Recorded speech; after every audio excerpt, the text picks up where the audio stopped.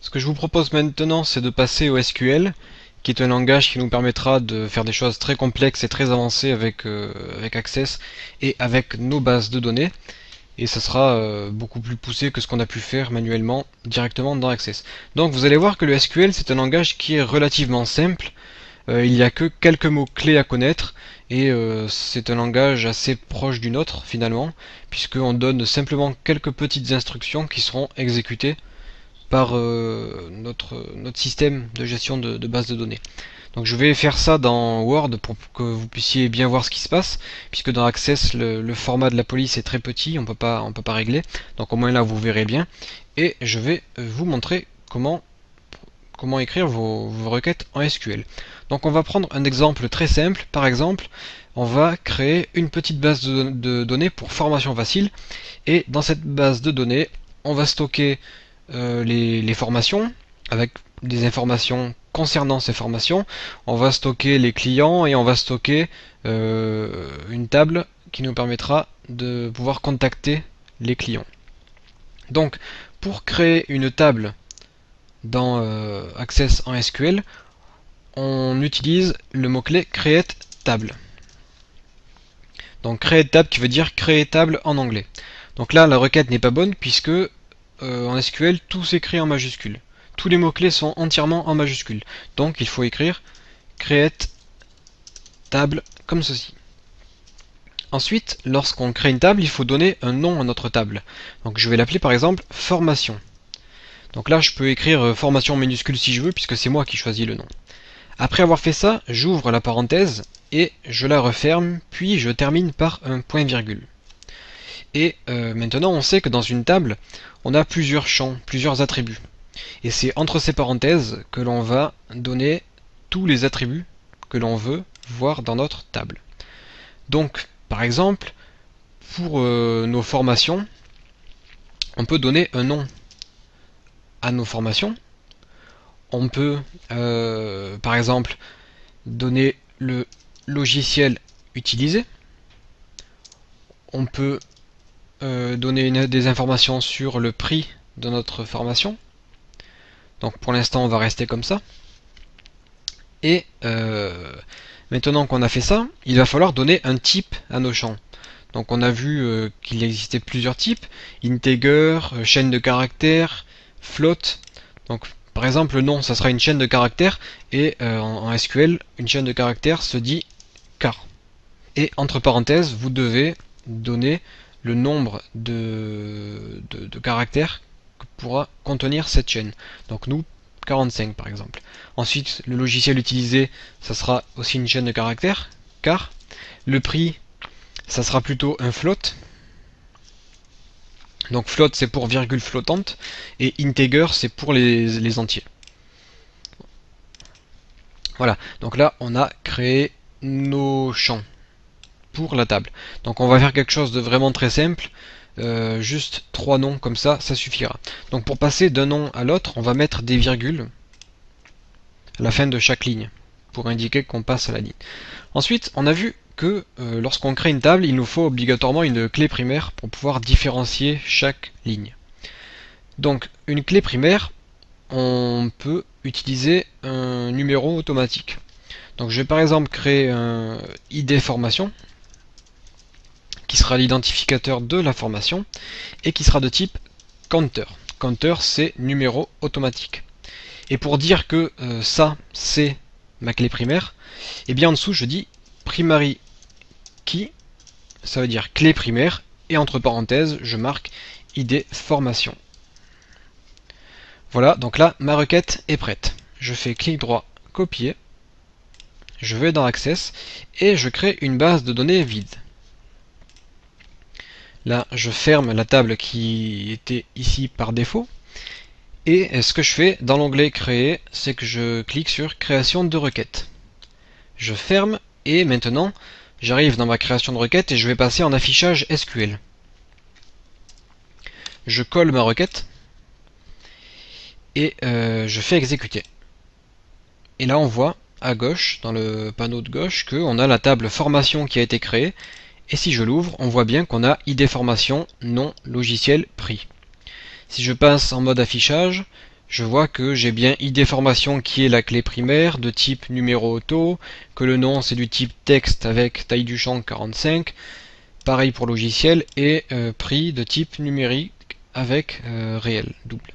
Donc là bien sûr si vous voulez vous pouvez apporter quelques petites modifications comme par exemple dire nul interdit,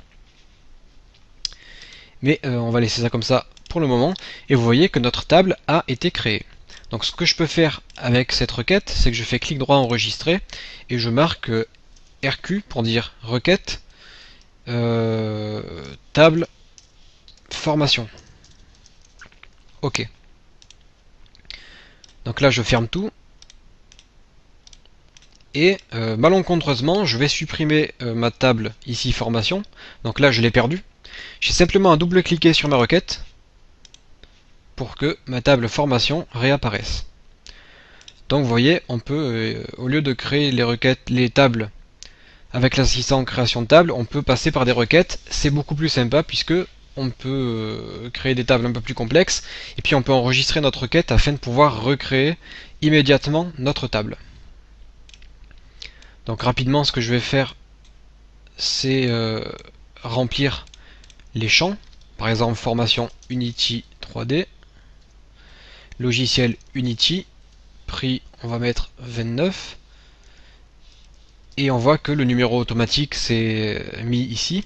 Ensuite formation Photoshop, logiciel Photoshop, prix 15, ok, formation programmation en Visual Basic.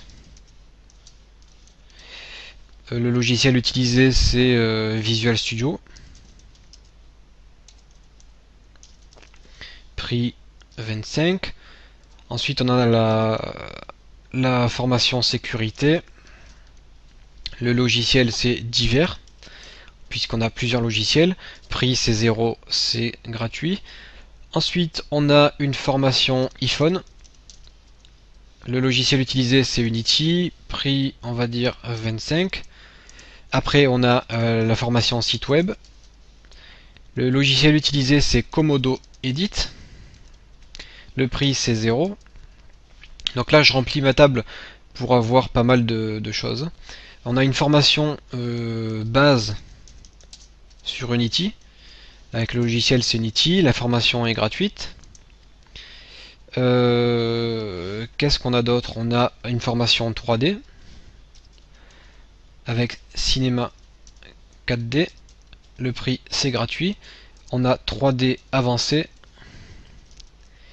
avec Cinema 4D et prix 25. Donc là c'est Cinema 4D.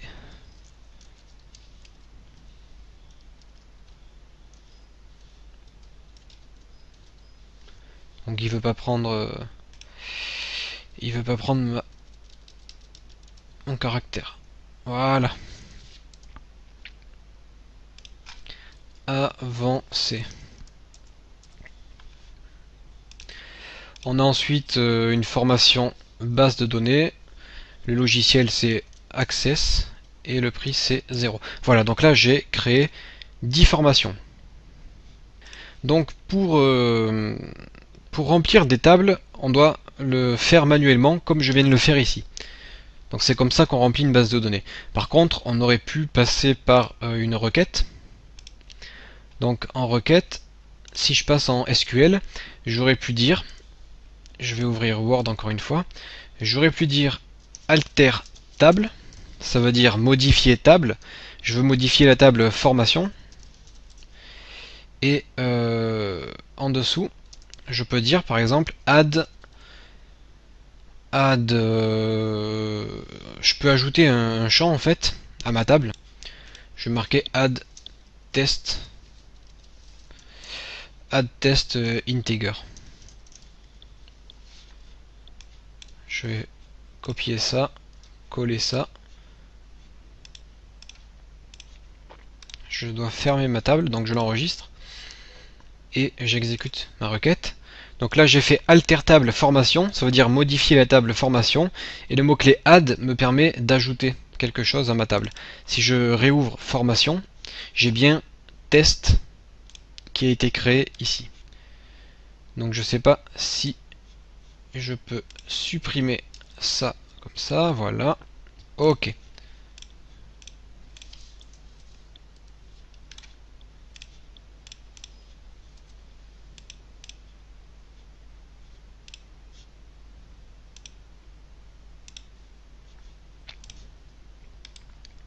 Je vais faire clic droit, supprimer la ligne.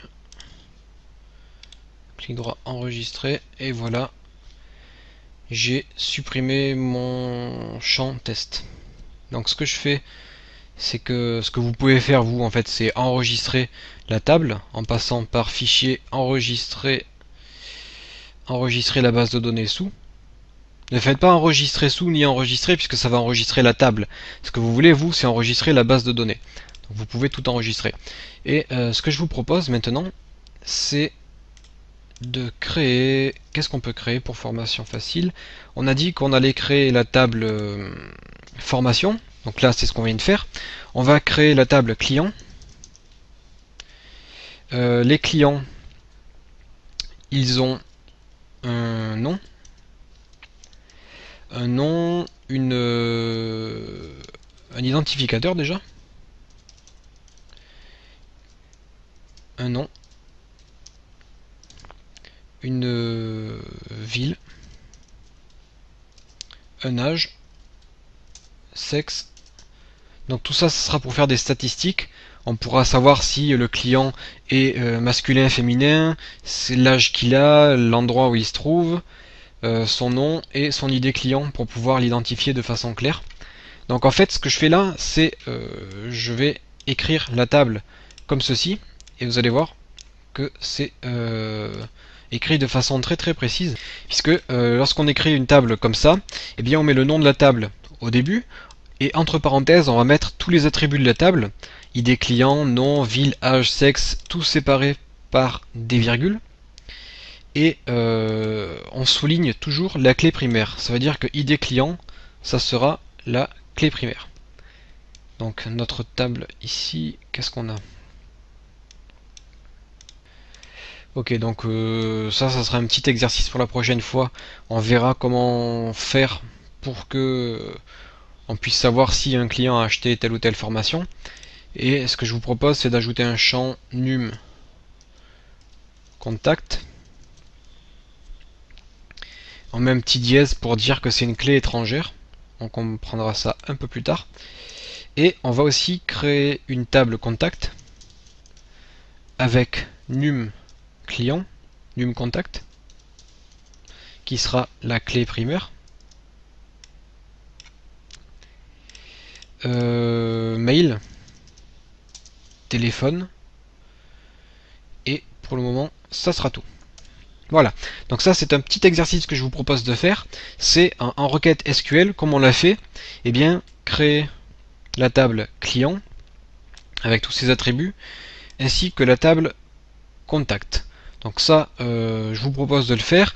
On verra la solution dans la prochaine vidéo. Ce qu'on fera, c'est qu'on fera ces requêtes, on va remplir les tables, et ensuite on va voir le problème qui se pose lorsqu'on veut savoir si tel ou tel client a acheté une formation. Voilà, donc on se retrouve tout de suite.